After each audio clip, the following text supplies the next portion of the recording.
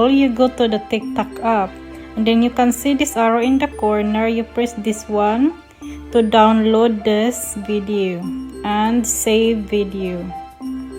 And then after this, as you can see, it's saving now. You can go to your gallery, and that's already there.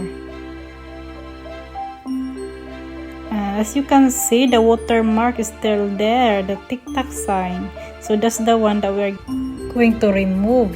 So let's go back now to the TikTok app, and then click this arrow and copy the link and go back to your browser, go to your Google and just type ttdownloader.com.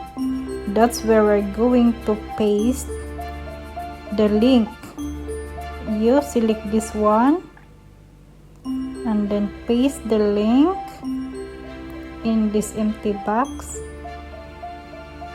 After that, get video. So as you can see, there's no watermark or audio only, but we will choose the download with no watermark. So as you can see, there's no more watermark in the video. Just close that one, this video, and then as you can see this arrow, you click this arrow and save it to your files.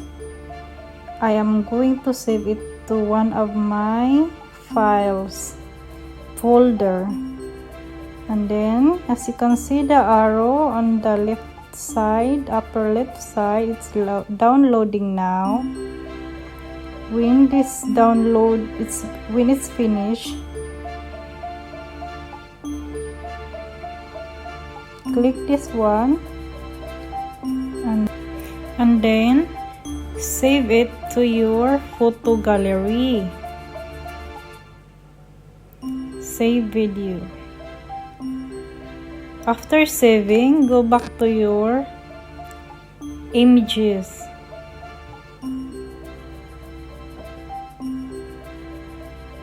There, as you can see, that's the one that we just downloaded, and the watermark is already gone. The TikTok logo is gone, and this is the other one, the first one that we've just saved. As you can see, the TikTok was there when you just save it straight without using the TT downloader link. Thank you for watching. I hope you learned something from this video. Bye for now.